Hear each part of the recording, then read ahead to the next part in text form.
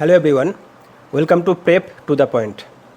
19 June की current affairs लेके हम हाजिर हैं, जो कि सभी प्रतियोगी परीक्षाओं के लिए बहुत ही उपयोगी रहने वाला है। तो बढ़ते हैं पहला क्वेश्चन की ओर। ETLDCHM ये किस संगठन द्वारा विकसित की गई है? इसरो, DRDO, HAL या BDL? सही उत्तर रक्षा अनुसंधान और विकास संगठन यानी DRDO। DRDO का फुल फॉर्म है defence research and development organisation. DRDO के chairman doctor Sameer V Kamat. Bharat ने अपनी स्वदेशी तकनीक से विकसित किया गया जो extended trajectory long duration hypersonic cruise missile का परीक्षण करने जा रहे हैं, और ये मिसाइल प्रोजेक्ट विष्णु के नाम से कार्यक्रम के तहत बनाया गया, जो कि DRDO यानी रक्षा अनुसंधान और विकास संगठन ने बनाया। ये मिसाइल लंबी दूरी तक मार करने वाली मिसाइल है, जिसे स्थल, समुद्र या वायु से लॉन्च किया जा सकता है, और इसका हाइपरसोनिक गति से चलती है। हाइपरसोनिक गति मतलब वो गति जो ध्वनि की गति से 5 गुना अधिक तेज से चलता है। दूसरा प्रश्न, कांचुरिया त्रिपुराएनेसिस और कांचुरिया प्रियाशंकरी नाम का 2 नए केंचुए के प्रजातियां हाल ही में किस राज्य में खोजी गई है? असम, सिक्किम, त्रिपुरा या अरुणाचल प्रदेश? सही उत्तर त्रिपुरा। कांचुरिया त्रिपुराएनेसिस त्रिपुरा के राबार और अनानास के बागानों में पाई गए हैं, और इसका नाम इसी राज्य के नाम के तौर पर रखा गया है। दूसरा प्रजाति कांचुरिया प्रियाशंकरी का नाम कीड़े की टैक्सोनॉमी में जीवन भर योगदान देने वाले विज्ञानी प्रियशंकर चौधरी के नाम से रखा गया है। इन खोजों के बाद कांचुरिया वंश में अब कुल 10 प्रजातियां होगी, जबकि त्रिपुरा में पाए जाने वाले पृथ्वी कीड़े यानी अर्थवर्म की प्रजातियां 38 हो गई है। गृह मंत्रालय को अग्निपथ योजना के तहत पूर्व अग्निवीरों की कैरियर प्रगति के सुविधाजनक बनाने का कार्य सौंपा गया है। तो सवाल ये उठता है कि अग्निपथ योजना क्या है? ये एक नागरिक आरक्षण है, यह अल्पकालिक सैन्य भर्ती, डिजिटल शासन पहल या शैक्षिक छात्रवृत्ति? सही उत्तर अल्पकालिक सैन्य भर्ती। अग्निपथ योजना शुरू किया गया 14 जून 2022 को, जिसके तहत सेना, वायुसेना और नौसेना में 4 वर्षों के लिए भर्ती की जाती है। इसका उम्र सीमा है 17.5 साल से 21 साल तक, और 4 साल सेवा पूरा करने के बाद सिर्फ 25% अग्निवीरों को ही स्थायी सेवा के लिए 15 वर्ष तक रखा जाता है। ये योजना के तहत युवाओं को सैन्य सेवा का अनुभव दिलाने और भविष्य के अवसर देने के लिए शुरू की गई है। ICAR निषाद एक संगठन है जो भोपाल में है। उसको WOH और FAO द्वारा category A rinder post holding facility के रूप में नामित किया गया है, जिससे भारत उन 6 देशों की विशिष्ट सूची में शामिल हो गया है जिन्हें सुरक्षित रूप से किस प्रकार की सामग्री रखने के दायित्व सौंपा गया है। तो इसका सही उत्तर है रिंडर पोस्ट वायरस। ICAR निषाद का फुल फॉर्म है Indian Council of Agricultural Research, National Institute of High Security Animal Disease. WOH का फुल फॉर्म है World Organisation for Animal Health, and FAO का फुल फॉर्म है Food and Agriculture Organisation. Rinderpest virus को गायों का plague के नाम से जाना जाता था, जो पशुओं के सबसे विनाशकारी बीमारियों में से एक था, और ये 2011 में आधिकारिक रूप से समाप्त घोषित कर दिया गया है। तो ICAR निषाद भोपाल को WOH और FAO द्वारा category A rinderpest holding facility के रूप में मान्यता दी गई है, जिससे भारत उन 6 देशों में शामिल हो गया जो इस वायरस को सुरक्षित रूप से संग्रहित करने के लिए अधिकृत है। अगला प्रश्न, ऑटिस्टिक प्राइड डे किस दिन ऑटिज्म के प्रति जागरूकता और स्वीकृति बढ़ाने के लिए मनाया जाता है? 18 जून, 2 अप्रैल, 10 अक्टूबर या 1 मई? तो सही उत्तर 18 जून।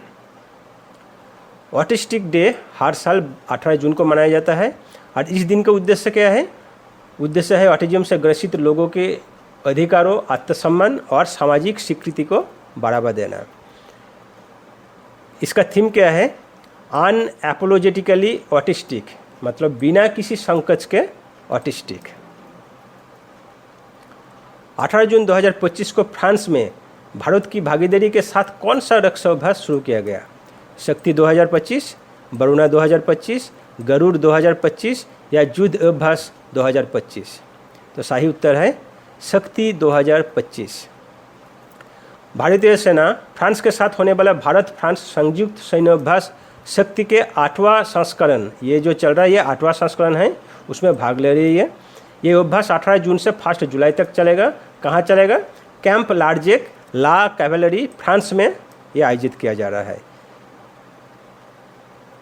तटीय सुरक्षा यानी कोस्टल सिक्योरिटी को मजबूत करने के लिए विशाखापत्तनम में किस पोत को कमीशन किया गया? INS Vikramaditya, INS आरनाला, INS Shivalik या INS कलाबरी? सही उत्तर INS आरनाला। इसमें दूसरा एक क्वेश्चन हो सकता है, INS आरनाला किस प्रकार का पोत या वेसल है? क्या ये न्यूक्लियर सबमरीन है? क्या ये मिसाइल विध्वंसक या डिस्ट्रॉयर है? क्या यह anti submarine warfare shallow watercraft है या एयरक्राफ्ट कैरियर है? तो सही उत्तर anti submarine warfare shallow watercraft है। INS आरनाला को 18 जून 2025 विशाखापत्तनम के नौसेना डॉकयार्ड ईस्टर्न नेवल कमांड के अधीन कमीशन किया गया है। ये भारत का स्वदेशी रूप से डिजाइन और निर्मित किया गया। ये एक anti submarine warfare shallow watercraft यानी ASWC है। यहाँ आपको ASWC का फुल फॉर्म जानना जरूरी है। इसका उद्देश्य क्या है? इसका उद्देश्य कम गहराई वाले समुद्र क्षेत्रों में दुश्मनों की पनडुब्बियां का पता लगाना और उन्हें निष्क्रिय करना है। अगला प्रश्न, विश्व मगरमच्छ दिवस वर्ल्ड क्रोकोडाइल डे प्रतिवर्ष कब मनाया जाता है? 5 जून, 17 जून, 22 मई या 12 अगस्त? सही उत्तर 17 जून। वर्ल्ड क्रोकोडाइल डे 17 जून को मनाया जाता है और इसका उद्देश्य है मगरमच्छ, घड़ियालों और एलिगेटर्स के लिए संरक्षण के लिए प्रति जागरूकता बढ़ाना है। ये प्राचीन सरीसृप अब आवास क्षति, अवैध शिकार और जलवायु परिवर्तन जैसे खतरों का सामना कर रहा है, जिससे कोई प्रजातियाँ संकटग्रस्त हो गई हैं। इसके अतिरिक्त राष्ट्रीय मगरमच्छ दिवस ये 17 जून क्या था? World crocodile day. तो नेशनल क्रोकोडाइल डे कब है? 23 अक्टूबर को मनाया जाता है। हाल ही में Canada Grand Prix 2025 Canada Grand Prix 2025 किसने जीती है?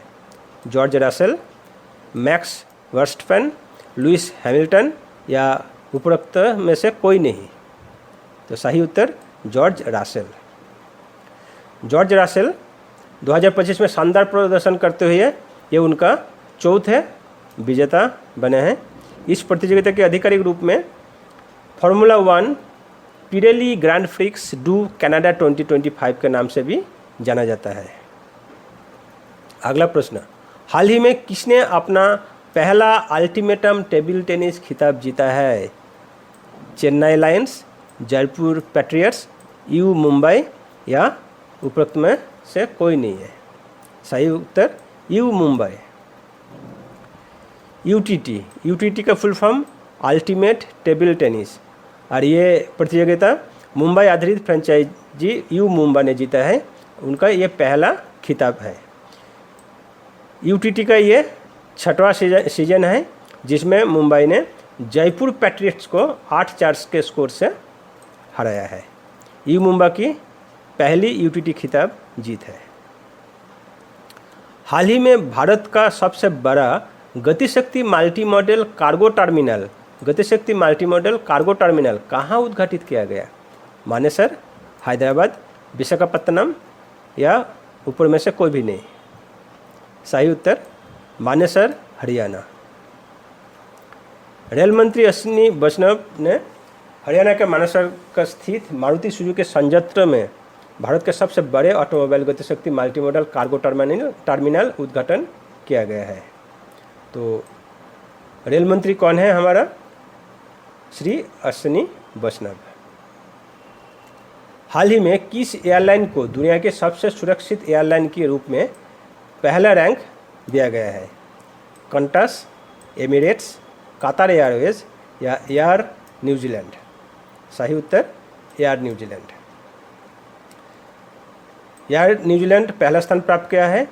और भारतीय एयरलाइनों में इंडिगो, एयर एशिया इंडिया को शीर्ष 25 सबसे सुरक्षित लो कास्ट एयरलाइंस की सूची में शामिल किया गया, जबकि air India express, spice jet और आकाशा एयर को AI-171 के गंभीर दुर्घटना के चलते वैश्विक सुरक्षा रैंकिंग में शामिल नहीं किया गया है।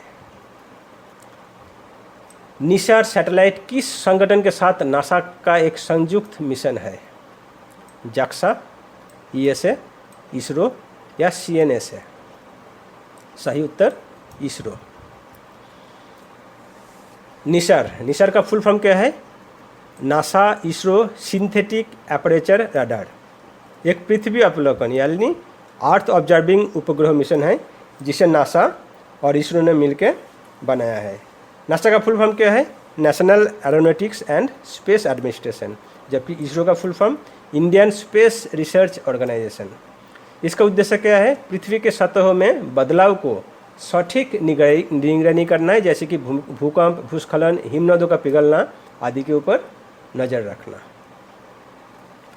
18 जून 2025 को सेबी बोर्ड में आर्थिक मामलों के महासचिव, इकोनॉमिक अफेयर्स सेक्रेटरी के रूप में किसे नियुक्त किया गया है?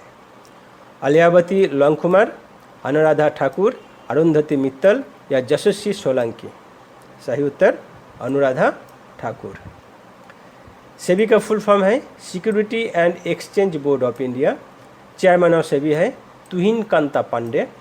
अनुराधा ठाकुर को हाल ही में सेबी यानी भारतीय प्रतिभूति और विनिमय बोर्ड में पार्ट टाइम सदस्य के रूप में नियुक्त किया गया है और वो 1 जुलाई से आर्थिक मामलों के महासचिव के पदभार संभालेगी, क्योंकि मौजूदा जो सचिव है अजय सेठ, उन्होंने 30 जून को सेवानिवृत्त हो रहे हैं।